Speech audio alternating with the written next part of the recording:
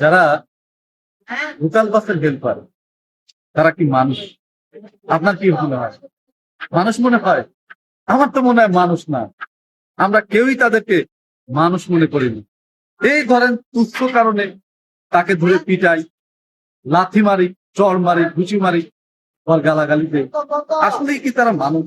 মানুষ হলে আমরা তাদের সাথে এমনটা করতে পারতাম? পারতাম না।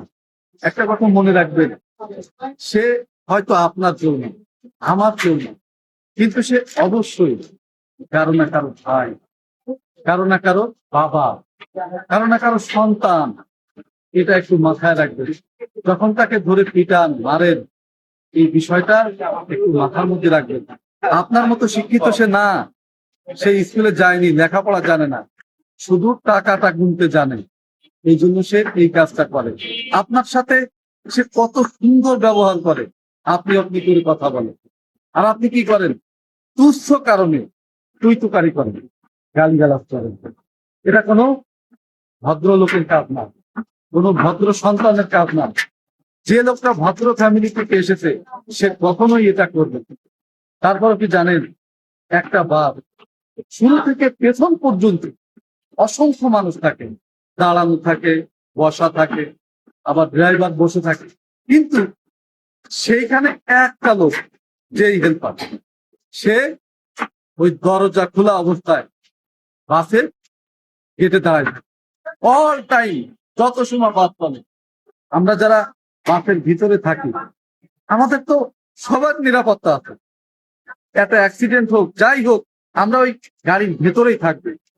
কিন্তু ওই হেল্পারটা যে দরজায় দাঁড়ায় থাকে, যে দরজা খোলা শুরু থেকে শেষ পর্যন্ত, তার কি কোনো নিরাপত্তা আছে?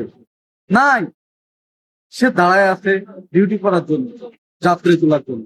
কিন্তু ধরেন হঠাৎ করে এমন একটা ব্রেক করলো, যে ব্রেকে সে উল্টে পড়ে গেল, কারণ তার তো নিরাপত্তা নাই, সে তো কিছু ধরে দাঁড়িয়ে নাই। আবার ধরেন তার একটু ঘুম আসলো, ঘুম আসতে পারে না, প্রত্যেকটা মানুষের ঘুম আসতে পারে। তখন কি হবে? তখন সে গাড়ি থেকে নিচে পড়ে যাবে, ঝিমুনি আসলে পড়ে যাবে। যদি তার মাথা ঘোরায় কোনো কারণে, তাও সে পড়ে যাবে।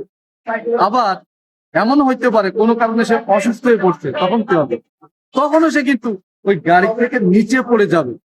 আর গাড়ি থেকে যদি নিচে পড়ে, চলন্ত গাড়ি, তাহলে সে বাঁচবে? বাঁচবে না, নিশ্চিত মারা পড়বে। তার বাঁচার কোনো পথ নাই। তার পরিবার কি করবে? আমি শিক্ষিত, আপনি শিক্ষিত, আমরা ডিপিএস করি, টাকা জমাই, ব্যাংকে রাখি, জায়গা জমি আছে, ঘর বাড়ি আছে, কিন্তু ওর কি আছে? ওর কি আছে বলেন? ওর তো কিছু নাই। ও যদি মারা যায়, তাহলে ওর স্ত্রী কি হবে?